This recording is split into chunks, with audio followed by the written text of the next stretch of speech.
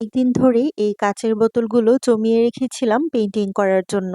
আর অবশেষে আজকে এগুলো আমি পেইন্টিং করব আর সেগুলোই আপনাদের সাথে শেয়ার করব। আর আজকে কিন্তু এই ৩ টা কাঁচের বোতলই আমি একটা ভিডিওতে পেইন্টিং করে দেখাবো। আশা করছি আপনারা ভিডিওটা শেষ পর্যন্ত দেখবেন।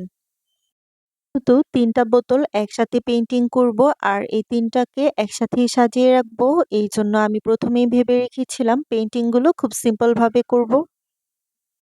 এই তো দেখতেই পারছেন অলরেডি ১ম এ বোতলটা পেইন্টিং করা স্টার্ট করে দিয়েছি আর এটাকে আমি স্ট্রবেরি দিয়ে ডিজাইন করব। আর এই তো দেখতেই পারছেন আমি কিভাবে স্ট্রবেরি শেপ দিয়ে নিয়েছি। ১ম এ রেড কালার দিয়ে শেপ দিয়ে নিয়েছি আর এখন গ্রিন কালারটা ব্যবহার করছি। এই তো দেখতেই পারছেন খুবই সহজভাবে স্ট্রবেরি পেইন্টিং করা কমপ্লিট হয়ে গিয়েছে। আর এটা কমপ্লিট হওয়ার পরে আমি নেক্সট যে বোতলটা সেটাও পেইন্টিং করে ফেলবো। আসলে ২ টা বোতল একই রকম ছোট সাইজের আর একটা কিন্তু একটু বড় সাইজের ছিল। সেটা আমি লাস্টে পেইন্টিং করব। আর সেটা দেখার জন্য অবশ্যই আপনারা অপেক্ষা করুন। তো আরেকটা বোতল পেইন্টিং করা স্টার্ট করে দিয়েছি। আপনারা দেখতেই পারছেন এটাতে আমি বিভিন্ন কালার দিয়ে লাভ শেপ দিয়ে নিচ্ছি। এভাবেই পেইন্টিংটা করছি।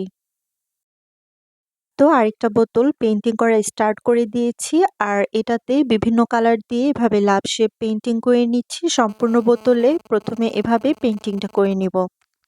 তারপরে এগুলোর সাইডে 0 সাইজের একটা ব্রাশ দিয়ে ব্ল্যাক কালার এবং হোয়াইট কালার দিয়ে এই যে দেখতেই পারছেন এভাবে বর্ডার দিয়ে নিব। এতে কিন্তু ডিজাইনটা আরো সুন্দরভাবে ফুটে উঠবে।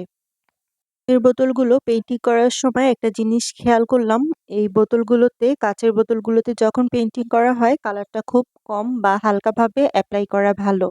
কালার যত ঠিক হয়ে যায় কালারটা তাড়াতাড়ি নষ্ট হয়ে যায় আর পাতলাভাবে দিলে এটা খুব সুন্দরভাবে সেট হয়ে যায়। আমি এটা পেইন্টিং করে যখন এখন ড্রাই হয়ে গিয়েছে এটা কিন্তু খুব সুন্দরভাবে বোতলের গায়ে একদম সেট হয়ে গিয়েছে। আর আমি যেহেতু আমার নিজের ঘরের জন্যই করছি তাই আমি এখানে কোনো বার্নিশ স্প্রে ব্যবহার করিনি। তারপরে এগুলো দেখতে অনেক সুন্দর আছে এবং এগুলো কিন্তু অনেকদিন পর্যন্ত ভালো থাকবে। তবে এগুলো পানি দিয়ে ওয়াশ করা যাবে না যেহেতু আমি বার্নিশটা ব্যবহার করিনি।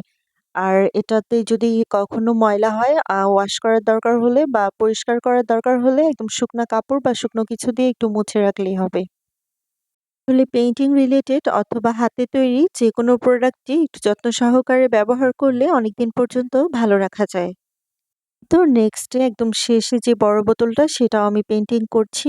আসলে যেহেতু ৩ টা বোতল একসাথে পেইন্টিং করছিলাম, এই শেষের বোতলটা পেইন্টিং করতে গিয়ে আমার অনেকটা সময় লাগছিল আর বেশ কষ্টকর হয়ে গিয়েছিল। ১ম দিকেই পেইন্টিং করার সময় আমি ভেবে রেখেছিলাম এই বড় বোতলটাতে স্টাইল নাইট থিমে ডিজাইন করব। তবে সম্পূর্ণ স্টারি নাইট থিমের ডিজাইনটা করতে গেলে এত বড় বোতলে অনেকটা বেশি সময় লেগে যাবে। যেহেতু ৩ টাকে একসাথে পেইন্টিং করছি তাই এই স্টারি নাইট থিমেরই করছি। তবে এটা একটু আমি আমার মতো করে কাস্টমাইজ করে নিয়েছি ডিজাইনটা। এইজন্য আমি কয়েকটা কালার দিয়ে এভাবে ছোট, ছোট করে কিছু রাউন্ড শেপ দিয়ে নিয়েছি। আর এই যে দেখতেই পারছেন ইয়েলো, অরেঞ্জ, ব্লু তারপরে আরো কিছু কালার দিয়ে এভাবে শেপগুলো দিয়ে নিয়েছি। পূর্ণ বোতলে এভাবে ছোট, ছোট করে রাউন্ড শেপ দেওয়া কমপ্লিট হয়ে গিয়েছে। এখন এগুলোর সাইডে 0 সাইজের একটা ব্রাশ দিয়ে স্টাইল নাইট থিমের একটা ভাইবস বা আমার মতো করে কাস্টমাইজ করেছি বললামই। সেটা করার জন্য এই যে দেখতেই পারছেন আমি কিন্তু সাইডে স্টাইল নাইট থিমের যে ডিজাইনটা সেটাই করছি। এই কাজটা করা কিন্তু অনেকটা সময়ের বিষয় এবং অনেক বেশি ধৈর্যের বিষয়। এটা করতে গিয়ে আমার ধৈর্য একদম শেষের দিকে। তারপরেও এটা কিন্তু বেশ সুন্দর হয়েছিল। সাইডের ডিজাইনটা করার জন্য আমি ব্লু কালার, তারপরে sky blue colour, yellow colour, orange colour, white colour, black colour এই কালারগুলো ব্যবহার করেছি। আর এতে কিন্তু স্টাইল নাইট থিমের যে ডিজাইনটা সেটাও চলে এসেছে। পেইন্টিং করা শেষ আর এখন লেস দিয়ে একটু এভাবে উপরে বোতলের মুখের দিকে সেট করে নিব। আর এই লেসটা আমার ঘরেই ছিল। তো ফাইনাল লুকটা কেমন হয়েছে অবশ্যই জানাবেন। আর আপনাদের ঘরে যদি এরকম কাঁচের বোতলগুলো থাকে আপনারা অবশ্যই পেইন্টিং করে ফেলতে পারেন এবং আপনার ঘরে এক কোণে এভাবে এগুলো সাজিয়ে রাখতে পারেন।